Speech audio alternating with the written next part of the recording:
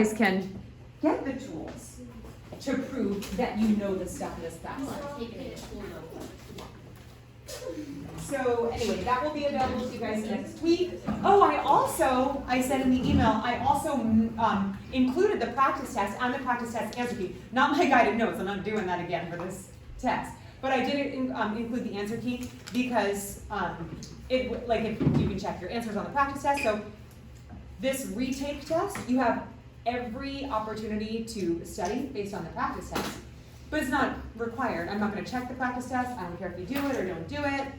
It's totally up to you. Does that make sense? So it's an opportunity if you really, really want to improve. Also, the grades will get, the first test 5 and the second test 5 will get averaged together only if it will help you. If it doesn't help you, I won't put it in the grade book. Okay? Yes?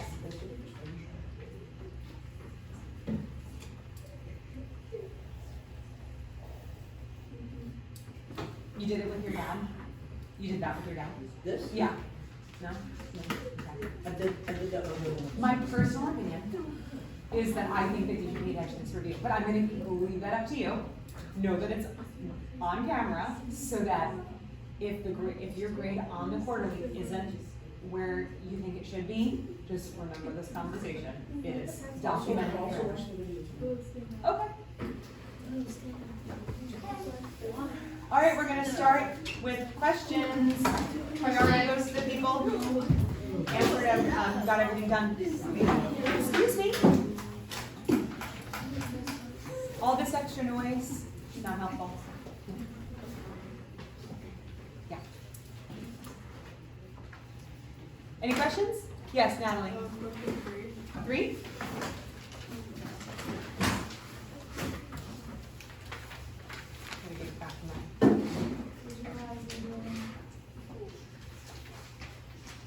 Oh, I didn't take attendance. Hold up.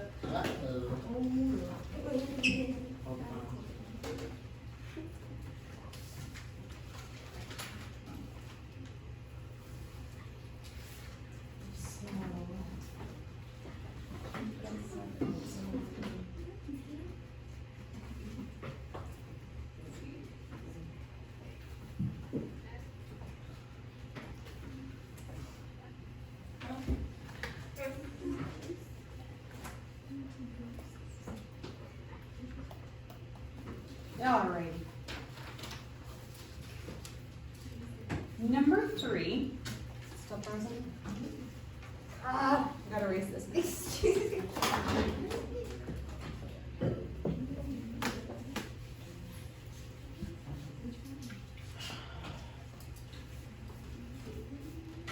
Notebook open.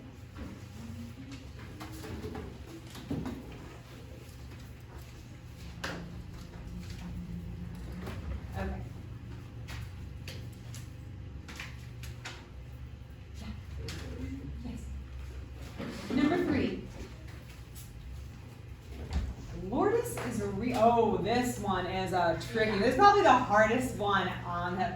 It was on. I think it was on test 1. Yeah. Yeah, Lourdes. But this is like, I put this on here because I was like, it's such an EOC question. It's like, it's one of those where they want you to think on this one. Yeah. So Lourdes is reading a biography for her history class. She reads 30 pages each day. After 9 days, Lourdes has read 3/5 of the biography. Write a linear equation to represent the number of pages Lourdes still has to read after X days. Man, that's tricky. That one makes my brain hurt. It's a little scary. Okay, I think the first blank is probably much easier to fill in because let's draw a little picture of Lourdes. Okay, she's got curly hair and a book. Okay, and she loves to read. She's reading a biography, and you're not going to find these little doodles in my 17-page guided notes, but for today, I kind of want to break this down even further and show you that like drawing things out and just really examining these problems is going to be your sometimes your best strategy to solving them. You don't have to worry about making perfect equations, exactly doing the steps as you learn them. Sometimes it's just about figuring out what's going on. So if you can't remember the steps, just figure out what's going on. She's reading a biography for her history class. She reads 30 pages each day. So I'm gonna write each day 30 pages. I just am writing some information down. After 9 days, Lourdes has read 3/5 of the whole biography. So I'm gonna make 9 days. Now, if Sabbath wrote guided notes, would they have you draw out 9 days? No, probably not. And I didn't even do this on my guided notes. But I'm just gonna show it because if you're a visual learner or if you just wanna kind of like investigate and figure it out, this is a good way to do it. I'm gonna draw a box to represent each day. Day 1, day 2, day 3, 4, day 5, day 6, day 7, day 8, day 9. Okay? And it says each day she read 30 pages. That means day 1, she read 30 pages. Day 2, she read 30 pages. Day 3, she read 30 pages. Day 8, she read 30 pages. Day 9, she read 30 pages. They said that after she read for 9 days, it represented 3/5 of the whole book. Is drawing this out helping you understand it a little bit more? Yeah. Okay. You guys know you can doodle anything you want. You can give her earrings and a dress. You can do whatever calms you down when you're when you are up against a problem like this. What? In distress. In a dress in distress? Okay, if you're in distress, give her a dress. You can give her a dress. Can you draw a chicken Like nugget? that. We should draw her chicken nugget. Draw her chicken nugget? Draw her a chicken nugget. No, she doesn't have chicken nuggets, she has book. Give her some And draw a Jordans. book, and then the title of the book is a chicken nugget. Jordan 4s. Give her some Fords from University Blues. No, draw Alright. draw a chicken Or we nugget. could continue trying to solve the problem instead of making a total joke out of it. Alright, so far we've got a good visual of what is happening. Each day she's reading 30 pages, 9 days, so this is day 1, 2, 3, 4, 5, 6, 7, 8, 9. 9 days, she's read 3/5 of the whole book. What else can we say she's read in 9 days? Yeah, she's read 3/5 of the whole book. She's read 270 So pages. after 9 days, okay, so after 9 days, She's read a chapter. she has read, or equals, 270 3/5, actually I'm gonna write it up here. Do you agree that this, all of this represents 3/5 of the book? Yeah. So do you agree that all of this equals 3/5 of the book? If that's what it represents, then it equals that, right? So, all of these 9 days, the number of pages after 9 days equals 3/5 of the whole book. Do you guys get that? Okay. Well, can we figure out the numbers of pages, the number of pages you read after 9 days? How do we figure it out? Multiplication. Yeah. What do we do? 30 times 10? Yeah, 30 times 9. If you wanted to, you could do 30 plus 30 plus 30 plus 30, or you could just do the shortcut and do 30 times 9. So 30 times 9 equals 3/5 of the whole book. I'm going to write the variable b just to, instead of continuing to write the whole book. I'm just going to write b for book, okay? So 30 times 9 270. is equal to 3/5 of the whole book. I'm actually gonna, no, I'm gonna keep going. I was gonna pause for a second and go back to what I said was like the easiest part to solve, but I'm gonna go back to it. So right now, we know that 30 times 9 is equal to 3/5 of the whole book. Now, 30 times 9 is what? 270. 270. So 270 equals 3/5 of B. How do we write that? What does of mean? Yeah, is that where you're raising your hand? No, it's just really hot in here. Can you take off your sweater? There's nothing I can do about it. I don't have control over the temperature. By the time I call them and they do something about it, it will come on after you guys leave. You guys can take off your sweatshirts or whatever. Sorry, I've asked them to do something about it and they don't. So what 3/5 times B, which we can simply write as 3/5 B, right? How do we solve for B?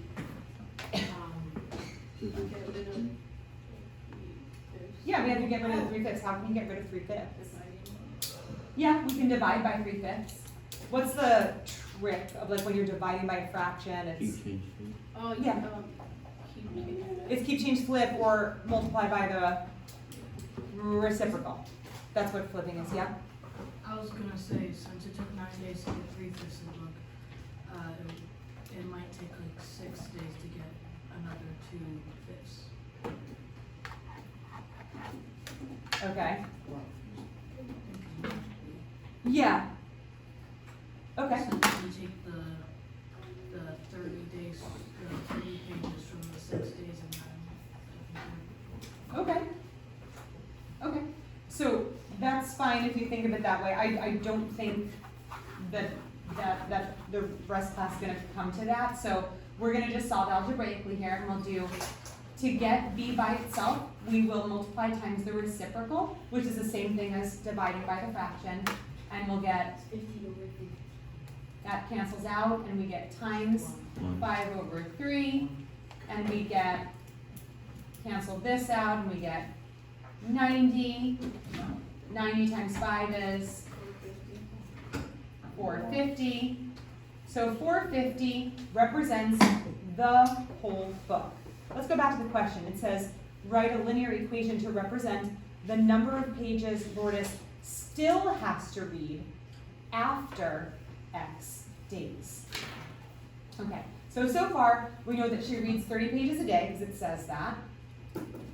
We know that she's read 3/5 of the book. We know that the whole book is 450. So when we write the linear equation, and we need, whoops.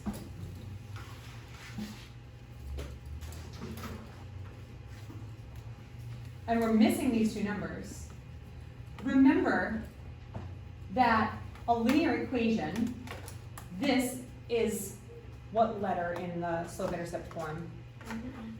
M, very good. And M represents the slope, good. So we're missing the slope, and we're missing the y-intercept. The y-intercept is where it intercepts the y-axis, and also where the book begins, right? It's when she starts reading. On day 1, she picks up the book. So what's the y-intercept? 450. 450. So that would be day 1. That would be, that would be like on the x-axis, day 1. But then 450 would be where she's starting. So if you like look at it like this, like, whoops. The x-axis is number of days. Yeah, the x-axis would be the days. The y-axis would be the number of pages. And then she would start here up at like, I'm just not gonna draw the whole thing, but let's say we'll start here up at 450. And then as she reads, and we're saying this is representing how many pages she has left. So as the days increase, does she have more pages left or fewer pages left? Fewer. So her number of pages is going to go down as the days pass, right? And eventually she's going to get to a certain day and she'll have no pages left. She'll have finished the book. What she started with is 450, so that's our y-intercept. What's our slope? It's -30. Because, and this is this is probably the hardest part about the slope, is you think of it as a positive 30 because you're like, but it's 30 pages. 30 is positive. But if we're talking about an equation where we're finding how many pages she has left, we need to take away those 30 pages each day to see how many she has left. So the slope would be down 30 and over 1, down 30 over 1, 1 being each day. So that would be a minus 30. Probably one of the hardest, this is probably the hardest question on the practice test, and it would be one of the hardest questions on your EOC. But do you see how you can, like, if you spend a little time dissecting it, you can figure it out? Yeah. Yes. Next question.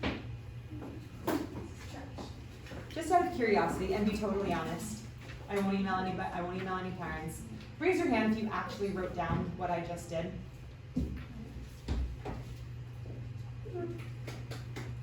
Okay.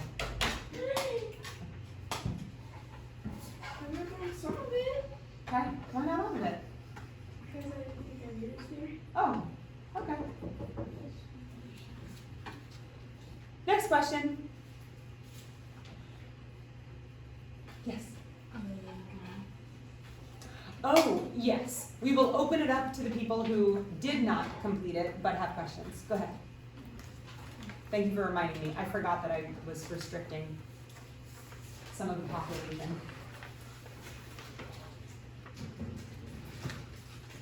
He's gonna ask my mom.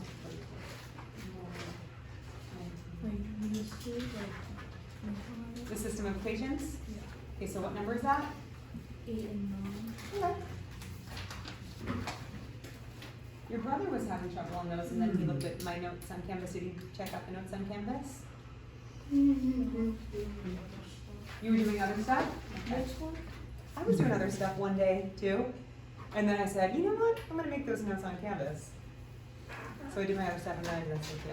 I know I pick on you guys, I know, but you know I'm not actually picking on you, right? Okay. Talk some sense. Seriously? A little bit. You think I pick on you guys because it's fun? Yes. Yes.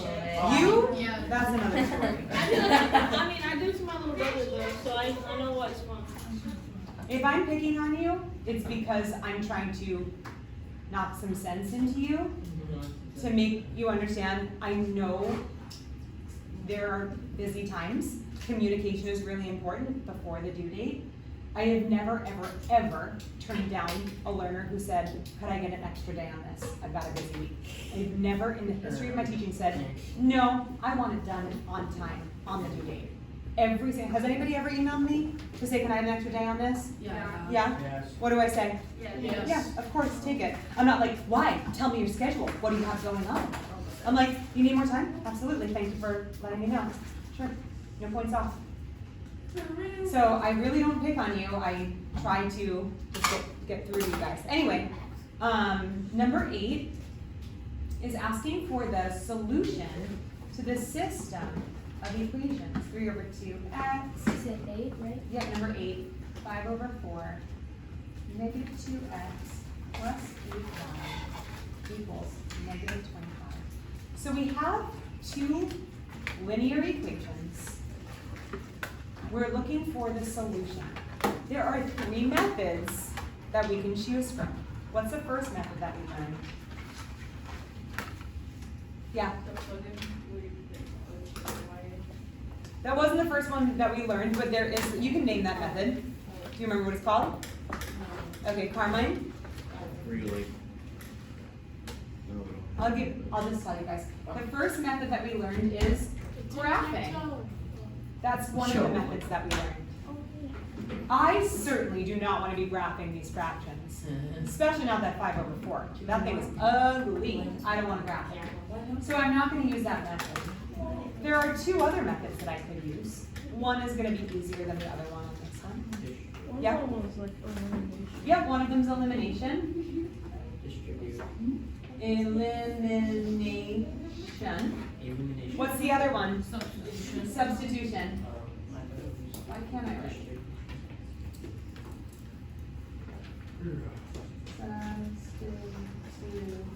Substitution. Okay, which one of these, elimination or substitution, is going to be favorable? Yeah. Yeah. Substitution is going to be the ticket here. That's gonna be easy. Can anybody tell me what about these equations kind of shows us that it's gonna be easy to do? Never mind. Yeah? The y equals, Yes, it's saying that in this equation it actually solves for one of the variables. If they're saying that y equals this, they're saying that this y also equals this. That's a system. That means if these systems are going to work together, the x's and the y's have to be the same value. So if they're saying the value of y is this crazy jump over here, it's a big mess, but it is the same value for this y. That's where the solution is, where they crisscross. At that coordinate point where they crisscross, they have the same coordinate pair for both of their lines. That means x is the same and y is the same on both of the lines. So we can take this kind of clean looking one and make it super messy with this crazy junk. So I'm going to rewrite this, negative 2x plus 8y, but instead of writing this cute little y, I'm going to write this crazy junk right here. I'm going to open up parentheses because 8 is being multiplied times y. And I'm going to put 3 over 2x plus 5 over 4. I guess I need to make it that way. And then I'm going to finish the equation by simply writing equals negative 25. Did you feel like that was going to be helpful for our review, Jeff? mm-hmm. You did? You felt like the dance move while I was teaching was going to be helpful? Okay, because you said yes, instead of saying sorry about that. Okay? All right, what do we do next? Now we've substituted. We only have x variables here, which is a good thing. In a way, substitution is kind of like elimination, right? Because we did kind of eliminate the y variable, but we did it by substituting with an x expression. Yeah, we'll distribute. We're going to start simplifying, and what we're really doing is we're just solving for x. So I think the air just kicked on. Yeah, you can use that. Yeah, it's not hot. It's like magic. So when we distribute, this negative 2x is going to stay the same. Plus, I'm going to put 8 over 1 so that it can do like, it can make friends with all these fractions. Oops. I'm not going to rewrite the whole thing just because I'm putting 8 over 1. Now I'm going to multiply. 8 over 1. Oh my gosh, what am I doing? 8 over 1 times 3 over 2x is what? 24 over 2x, which is 12x. Okay. 8 times 5 over 4 would be 40 over 4, which is 10, so plus 10. And then it equals negative 25. What's next? Add like Yeah, combine like terms. I've got an x term here and an x term here. Circle the terms with their signs. And I get positive 10x plus 10 equals negative 25. What do I do next? then you 8. Subtract 10, cancels out. 10x equals negative 35. What do I do next? Divide by 10, cancel, and I get x equals Negative 3.5. negative 3.5. Whoa, we're halfway there. Whoa, living on a prayer. I had to sing that wrong too, so maybe stop.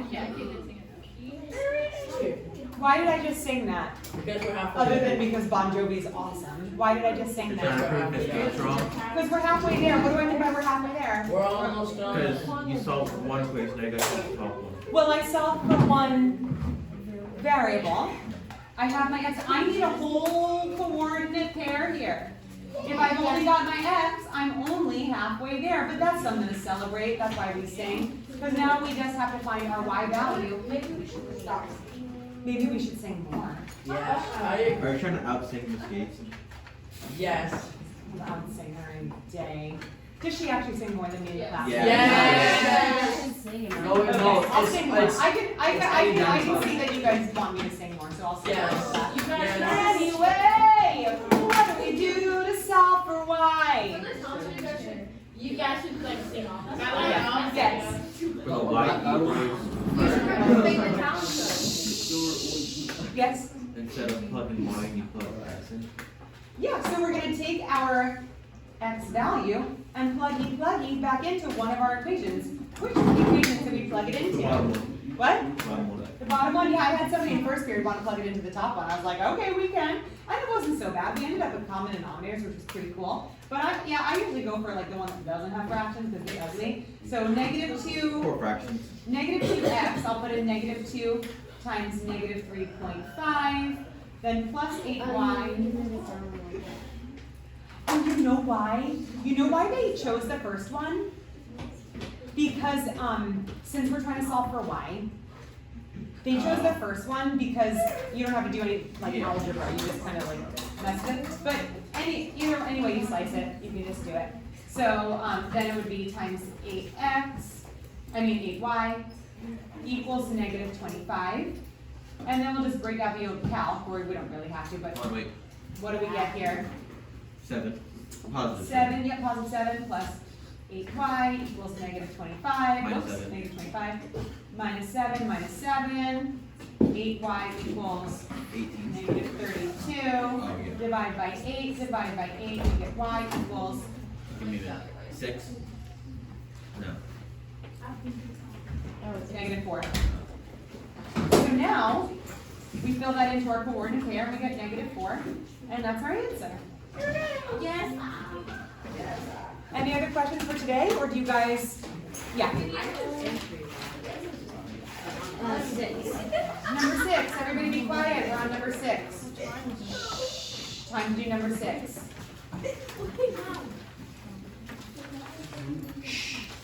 For lack of time, I'm gonna show you my notes, but if you want more explanation, we'll start with this one tomorrow, okay, just remind me. So to graph this absolute value function, we're going to make a table of values. We can make, oh, we're packing up? Oh, that's very rude. Yeah, it's very good. It's not helpful. We're gonna make a table of values, and you can do that when you graph any function ever. Just make your x's and find out what your y's would be. Make your inputs and get your outputs. We always choose easy inputs. We're not gonna choose fractions, that's silly. And then we're also gonna need to choose some negative numbers because we need to see what's happening on the left side of the origin and on the right side.